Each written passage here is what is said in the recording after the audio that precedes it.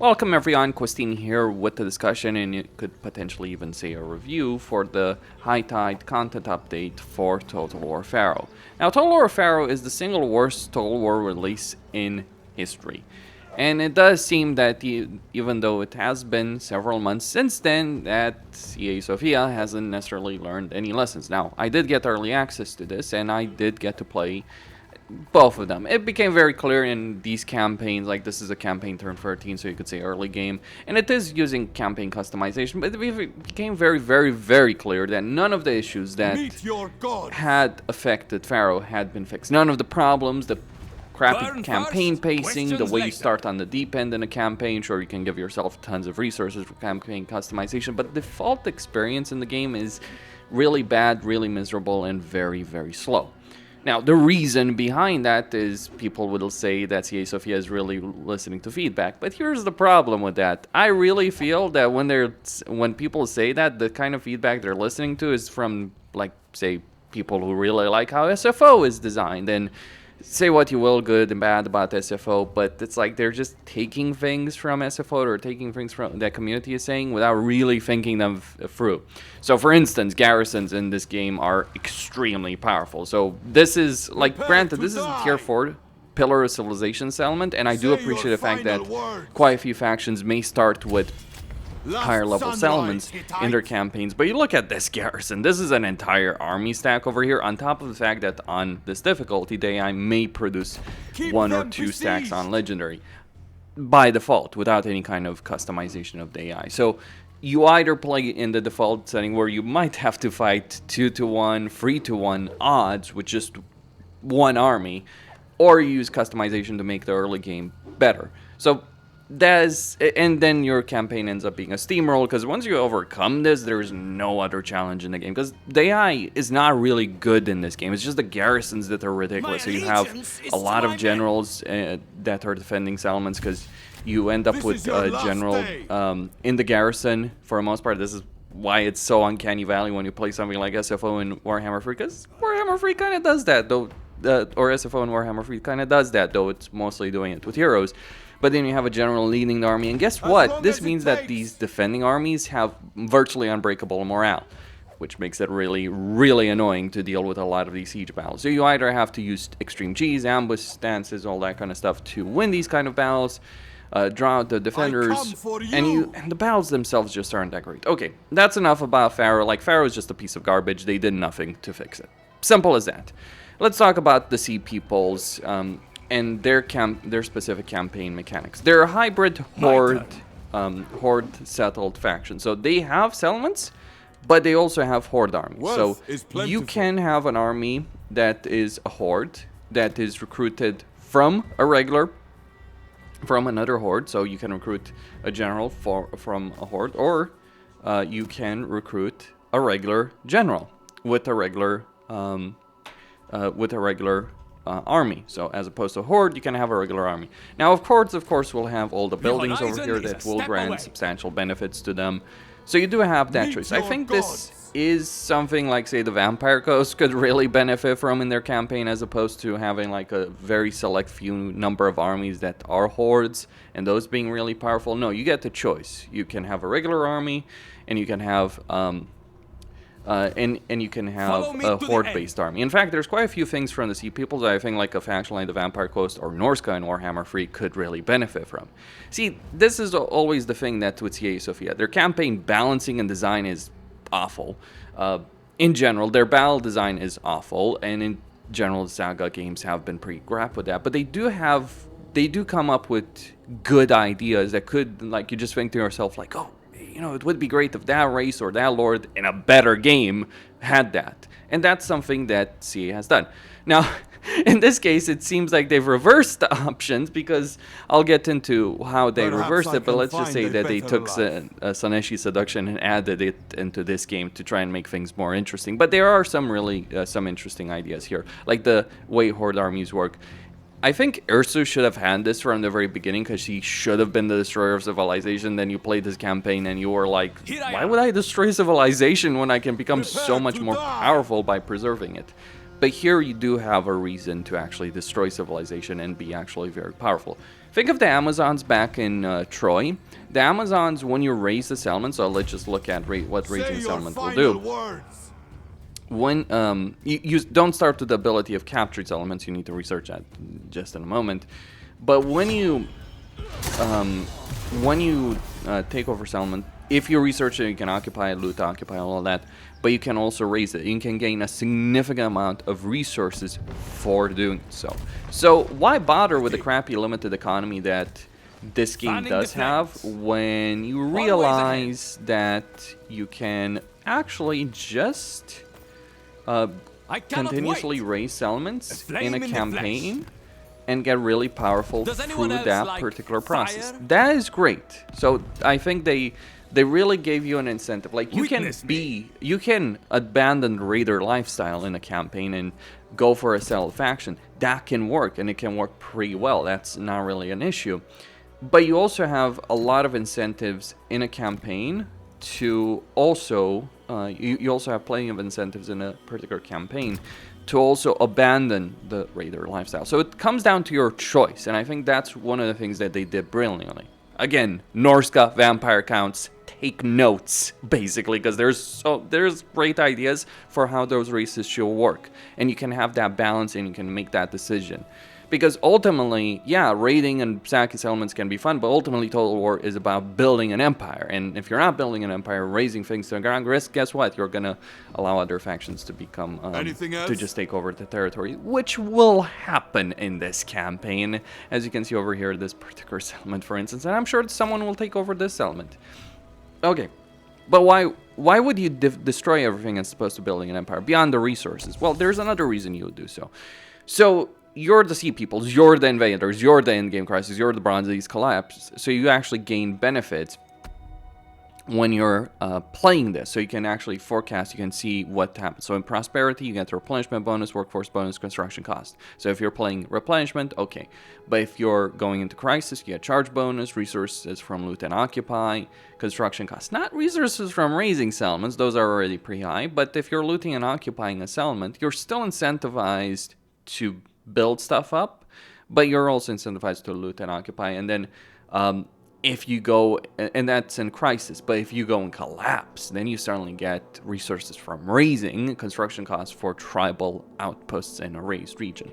So what are tribal outposts, you might ask? Well, there's their outposts, regular outposts that you can build in a location. Like, let's say you have a location like this, and you raise it, you can go send an army there, and you can build a tribal outpost. So this will generate some resources for you. This will be useful. All soldiers. So you do have some great mechanics over here that you can use in a campaign that really make you feel as raider. If only it was in a better game with better battle mechanics, better design of garrisons, better design of everything. No, I'm not leaving that point, because this is like, it doesn't matter how great the mechanics are in a campaign if the campaign itself is quite awful. Okay, so that's certainly something only strength matters. That you may have to deal with during the course of a campaign. And also, fun fact about Horde armies, that they can recruit from both local sources and the Horde itself. So there's some really significant benefits over here. Just so. Fun fact, both the Sea People factions, the Sherden and the Peleses, they what name is that? Sorry, I'm struggling with a lot of these names. You know, this is the problem, the Peleset. The principal problem with setting a game in this area, the names of this area were so alien compared to anything that came after. To the end. That's like really difficult. Because keep in mind, we don't necessarily have really good sources of information. The names that we have are like hieroglyphs and other things. Very, very old sources of information, myths, all that kind of stuff. Regardless. So you have incentive to go for either collapse or prosperity. You benefit from both. You can play however way you want, which is great. So you can bring about the downfall of civilization. You can also protect civilization. But furthermore, there's also war spoil. So I'm really thinking the Amazons of Troy, Sinnelleos, specifically over here. So the more settlements you have, the less war spoils you'll get. So war spoils are those resources you get from obliterating settlements, from raising settlements. So the more so if you decide to go on the settled path, you'll end up in a situation where it's just not worth it to raise settlements anymore. Though I feel CA Sophia really shows how they don't quite understand their own game, because they make it so that it's very easy to move from settled to move from a horde to settled and lose the war spoils, because like, oh, you just control 10 settlements. 10 settlements, I'm sorry, is nothing in a campaign for anyone that understands how to play Total War. Like, this is why I say they're listening to the wrong kind of feedback, because like Troy had a great economy system. They had multiple economic structures that offered different benefits. Like, you wanted to produce wood, okay, here's 4 different wood structures. They each offer different benefits in your campaign. You might want to build all of them. Sure, there's 3 of them that would produce a lot of wood, or 1 that would produce a lot of wood but would affect the growth, 1 would the baseline one a bit more expensive, all that. So there were choice and consequences. You can generate a lot of resources. Now we got a bunch of structures that are meaningless. That really reminds me of SFO, if anything else. And I'm not trying to rail against SFO. I'm criticizing CA for not thinking things through and just copying pasting things from mods because they're not doing their job properly. That's one of the things I would say. Now, because when they do their job properly, when CA Sophia does their job properly and they come up with great ideas, it actually can work. But not when they're doing things like that. So war spoil system, great stuff. Again, something like Vampire Coast, Norska could really benefit from in their campaigns. And then there are the rulers themselves, and with respect to the paths they have. So with respect to the sea peoples, you can go for you can become Pharaoh, you can become Great King, okay, but you also have 2 individual paths. You also have 2 rulers to choose from. So you got Iolus, the Sherden, and then you got the Peleset. I'll talk about the Peleset in just a second. So this guy pretends that he's the brother of a god, basically. Like, he's deluded in himself. So he's the brother of Isil. He does seem like he's of Greek origin, Achaean potentially. We don't know, really. His titles: bolster strength for journal, horde, settled units. They allow it to focus on. Okay. So when we're looking at royal tradition, so we got legitimacy. Okay, we get okay. Let's take a look at him. So he gets powerful relation to failed plots and more expensive court actions. So he's not really going to do well in court. He does get improved benefits from oil or war spoils. So basically, if he's not using his active command, and his active command can make the weather, he can get perfect weather to strike. This increases the chance of sweltering weather and make your army immune to effect. So you can use that to really gain an advantage in a battle. This is why I really think, like, okay, so you get 1 advantage to a battle if you use that. If you don't use that, you get war spoils +1, which give you more resources. Alright, CA. That's great.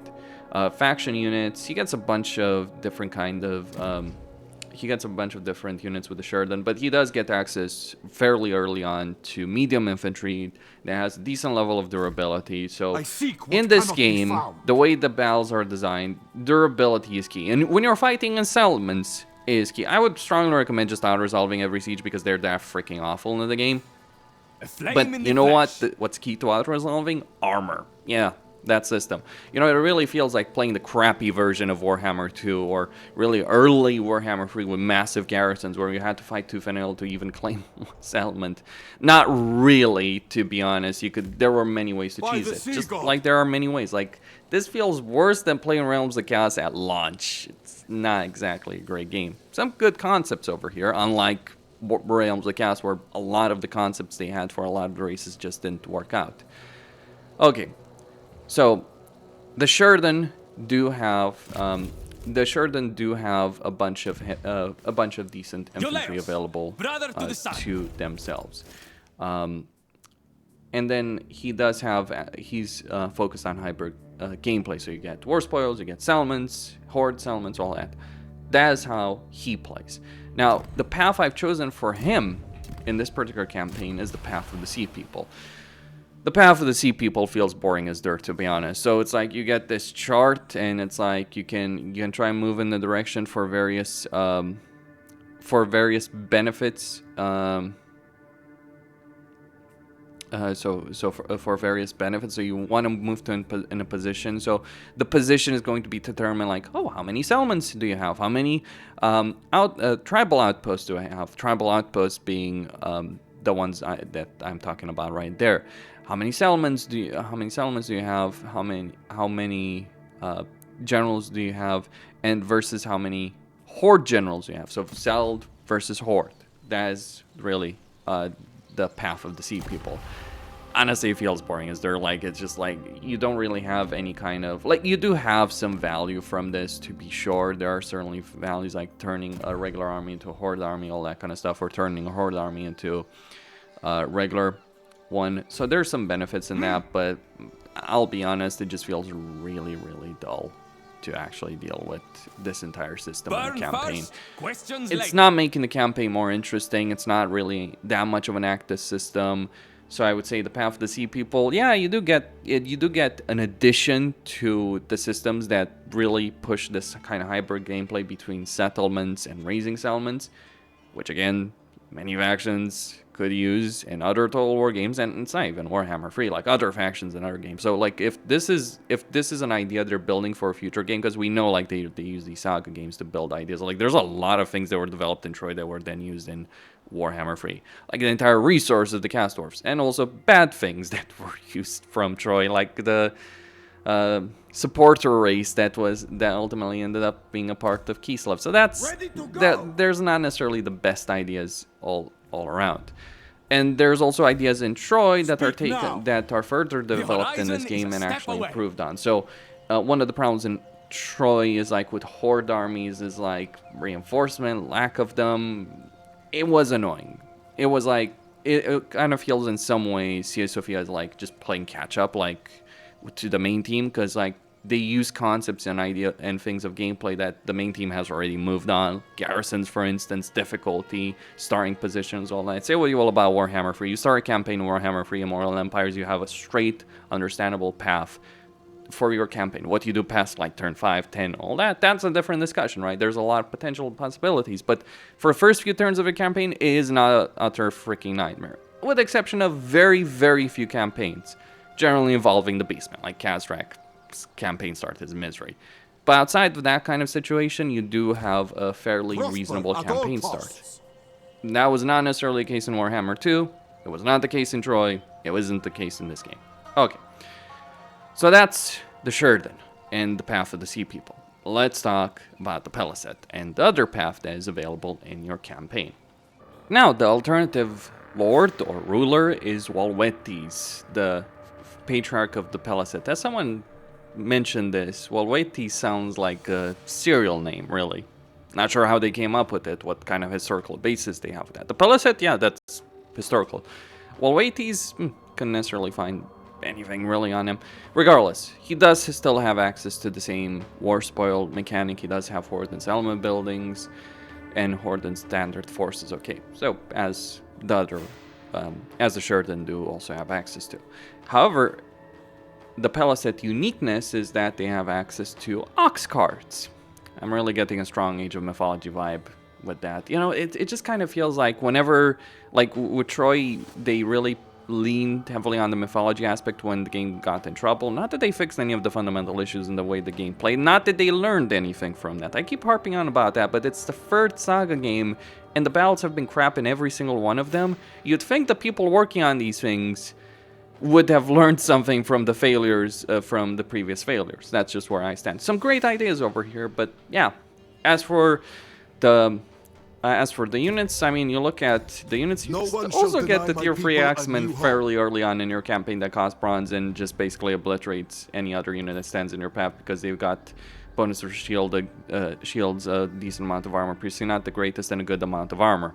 Though you do start a war with the Canaanites. Here's the thing, you're fighting the Hittites in the Sherden campaign, you're fighting the Canaanites, you're dealing with heavily armored factions, so actually spamming Axemen is really the best way to go. Like, forget unit variety, who gives a shit about that? That's not exactly great for the sake of replayability. But when we look at the Peleset, you do get the court benefit with regards to regard, and you also get command. So you can use your active command before Shamsu Hor. You can use your active command to gain various economic benefits, but at the cost of neutralizing the power of your cavalry units. How much do you really care about your cavalry units is my question, really.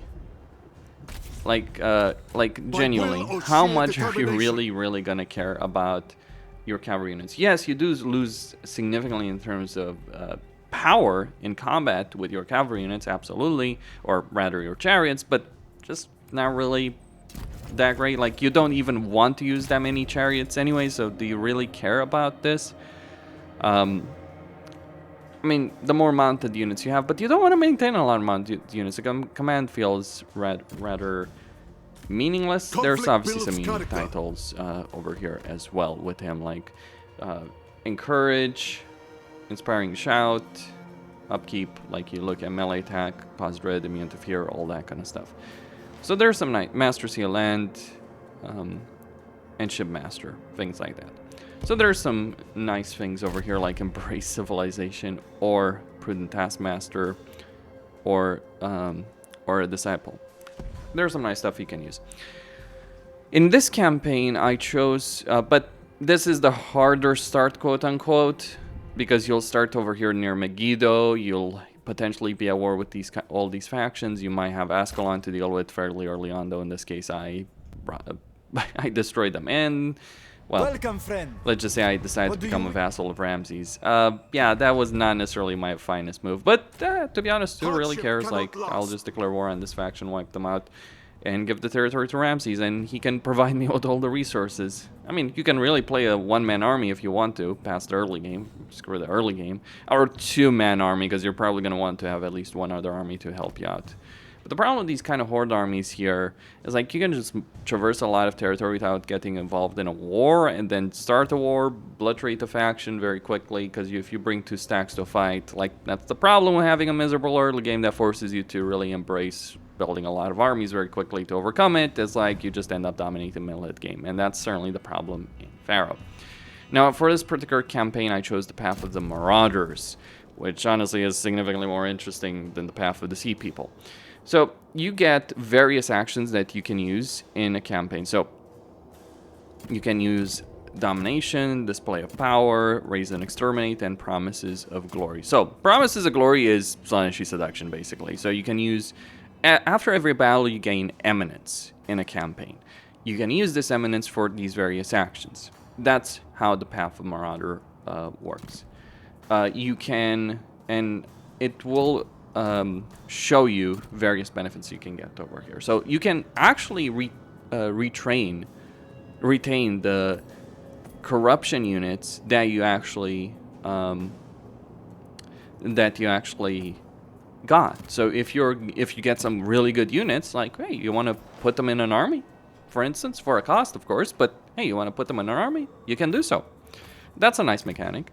Then you have Raise and Exterminate. So Raise and Exterminate will actually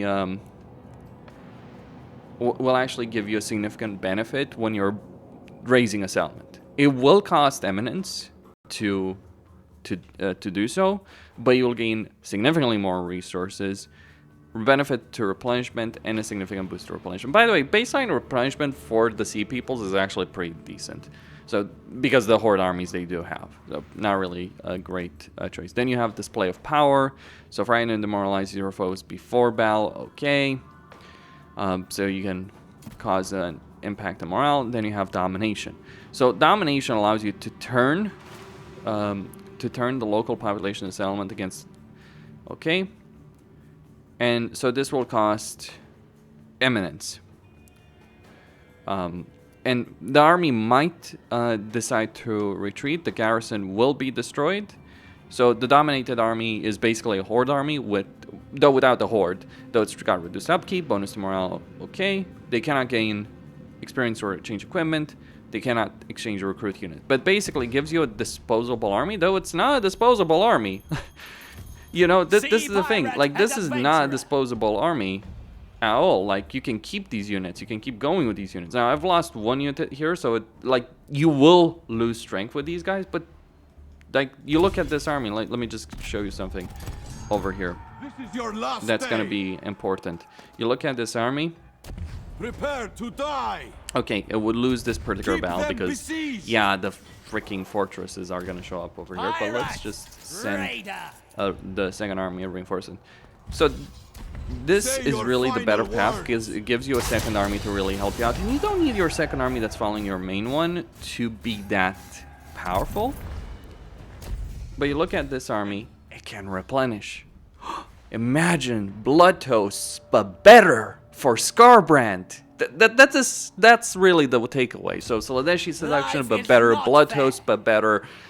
Yeah, you can really see where they took these ideas. Like, there are things that really should be implemented. Or, oh, you show up to a settlement with a massive army, and you can use a mechanic to not even have to fight the fucking battle itself if you've already fought enough field battles along the way. That's the thing about it. You build it up for other battles, you can show up in a settlement, build this up. Like, imagine Scarbrand showing up to your territory. Yeah, people there. might just flee in terror at the very sight of him. Just I an fight for idea, my because like brothers in one of the arms, problems that and exists do in what must Warhammer be 3 done to be strong in this is the world. fact that you constantly fight garrison battle after garrison battle. Well, here you have a couple of really good mechanics to overcome that, and also make your life easier. Add a disposable army that you can use as a full proper army until you just get sick and tired of the units that are part of it.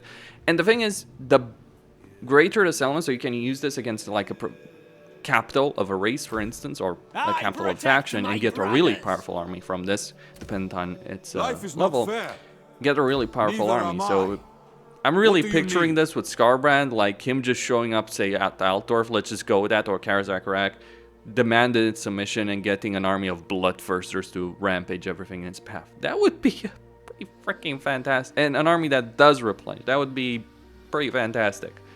It would really open up campaign flexibility, because one of the problems with playing these factions that have limited armies is you get bored because you don't have a lot to do in a turn except like just fight one battle, two battles, three battles, let's say. That's one of my issues with, say, Scarbrand. But suddenly, you get more armies, too you have a shall lot more pass. flexibility in your campaign. It's a lot more interesting Set. in Steady a camp. pace. So, like, I really like the path of the Marauders. I don't like the path of the Sea Peoples.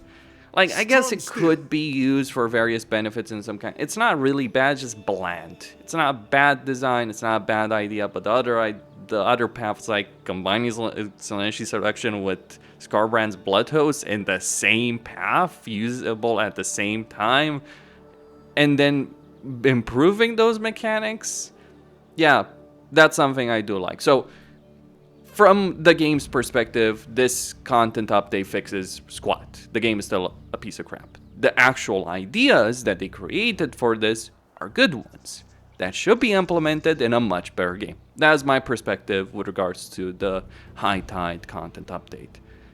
I really feel like just take the people developing these ideas from CA Sophia and put them in charge of Total War. Don't put them in charge of campaign balancing. Don't put any of them in charge of campaign balancing or designing an early game, because they really don't do a great job on that. Or don't put them in charge of battles, because they certainly don't do a great job on that. But in terms of ideas of content or improving ideas from previous Total Wars or creating new ideas, yeah, they do a phenomenal job. And it's like, this is the sad part to see with like Troy and Pharaoh. There's some good ideas in these games. There really are some really great ideas. We see with the Cast Wars how they can be phenomenal ideas.